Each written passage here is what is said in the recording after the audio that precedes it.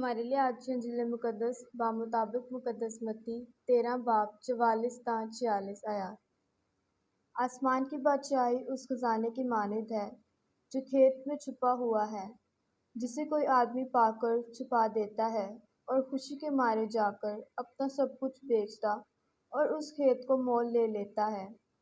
پھر آسمان کی بادشاہی اس سوداگر کی مانند ہے جو عمدہ موتیوں کی تلاش میں ہے۔ جب وہ ایک بیش قیمت موتی پاتا ہے تو جا کر اپنا سب کچھ بیچتا اور اسے مول لے لیتا ہے۔ انجیل مقدس کے پڑھے اور سنے جانے پر خدا کی برکت ہو۔ خدا کا شکر ہو۔ مسیح خداوند میں عزیزو، آج خدا کا کلام ہمیں سکھاتا ہے کہ خدا کے کلام کی منادی کرنا، خدا کے پیچھے پیچھے چلنا، خدا کا پیغمبر بننا، خدا کی مملکت بننا، یہ چناؤ ہے جو کہ ایک مشکل عمل ہے، لیکن جب خدا کا ہاتھ ہو، خدا خود ساتھ ہو، اس کا فضل، اس کی رحمت اور روح ساتھ ہو تو خدا ہماری مدد کرتا ہے تاکہ اس چناؤ میں ثابت قدم رہ کر وفاداری سے خدا کی خدمت کی جائے۔ جب ارمیا نبی کو خدا چنتا ہے تاکہ اسرائیلیوں کو خدا کی راہ پر لائے تو خدا کا کلام کرتے ہوئے، خدا کے نام کی منادی کرتے ہوئے وہ خدا کو لوگوں کی باتیں بتاتا ہے اور الہی حکمت کو لوگوں تک پہنچاتے ہوئے وہ لوگوں سے ذلیل ہوا اور تمسخر کا باعث بنا۔ اسے ذلیل اس حد تک کیا گیا کہ اسے کوڑے لگوائے گئے اور اسے کاٹ میں ڈالا گیا۔ اس لیے وہ خدا کے سامنے اپنے دل کی کیفیت کو رکھتا ہے، اپنے دل کو خدا کے سامنے کھولتا ہے، خدا کے سامنے اپنی آواز کو بلند کرتا ہے، خدا کے سامنے اپنی پریشانیوں کا اظہار کرتا ہے، اور اس حد تک وہ ذلیل ہوا ہے کہ خدا کو کہتا ہے کہ تیرا کلام تو میرے لیے دن بھر تمسخر کا باعث ہے، لیکن جب میں یہ سوچوں کہ اب میں تیرے نام سے کلام نہ کروں گا تو میرے دل میں گویا جلتی آگ آتی ہے جو ہڈیوں کے اندر پوشیدہ ہے۔ آج کی پہلی تلاوت میں ہم دیکھتے ہیں کہ ارمیا نبی نبوت کرنے کی وجہ سے خدا سے گلہ کرتا ہے کہ مجھے یاد کر۔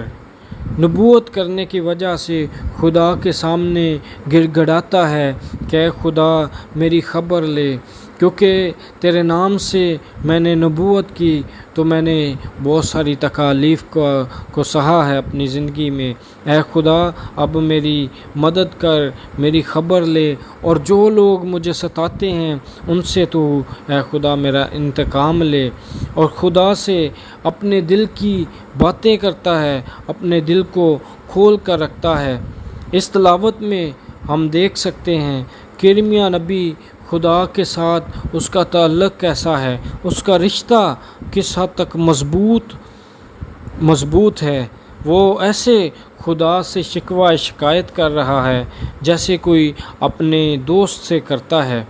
جب خدا سے باتیں کرتا ہے تو اس کے دکھوں کے عوض خدا اسے اجر دیتا ہے، اپنے کلام کی منادی کے عوض خدا اس کی حفاظت کرتا ہے، اس کی تکالیف میں خدا اس کا سہارا بنتا ہے، اس کی پریشانیوں کو خدا زائل کر دیتا ہے اور خدا اسے افزانے میں اجر دیتا ہے۔ خدا اسے کیا کہتا ہے؟ خدا فرماتا ہے کہ کوئی تجھ پر غالب نہ آئے گا۔ یہ خدا اس کے ساتھ اپنا وعدہ کرتا ہے کہ خدا تجھے بچائے گا، نہ کوئی دشمن تجھ پر غالب آئے گا، خدا چھڑائے گا اور خدا ساتھ ہوگا۔ اور خدا ارمیا نبی کو ان الفاظ کے ساتھ خدا صلہ دیتا ہے، خدا اس کی پریشانیوں کا حل نکالتا ہے۔ اور آج کی انجیل مقدس جو کہ مقدس متی کی انجیل سے لی گئی ہے، جہاں پر ہم آسمان کی بادشاہی کی بابت پڑھتے ہیں، مقدس متی کی انجیل میں آسمان کی بادشاہی کے بارے میں 29 بار ہمیں ذکر ملتا ہے۔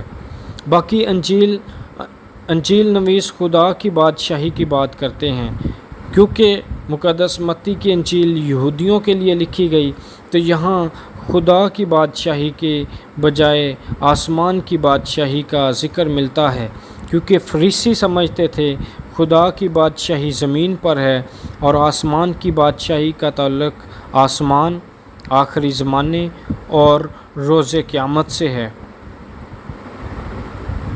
جب آج کی پہلی تلاوت میں ہمیں نبوت کا ذکر ملتا ہے اور انجیل جلیل میں آسمان کی بادشاہی کو ڈھونڈنے کا، تو یہ دونوں مشکل امر سمجھے جاتے ہیں۔ خدا کی انجیل کی منادی کرنا یا خدا کی نبوت کرنا یا خدا کا پیغمبر بننا، یہ بھی ایک مشکل عمل ہے، اور انجیل جلیل میں آسمان کی بادشاہی کو ڈھونڈنا بھی ایک مشکل عمل ہے۔ خدا کے پیچھے چلنے کے لیے، خدا کے چناؤ کے لیے یہ دونوں ہی مشکل کام ہیں، لیکن لگن شوق سے ہم اس کو حاصل کر سکتے ہیں۔ جب آسمان کی بادشاہی کو سب سے زیادہ اہمیت دی جائے گی تو خدا کی بادشاہی میں خدا میں وارث بنائے گا۔ آسمان کی بادشاہی کو تشبیہی طور پر ہم ریلیجس لائف یا تجرد کی زندگی سے بھی دیکھ سکتے ہیں۔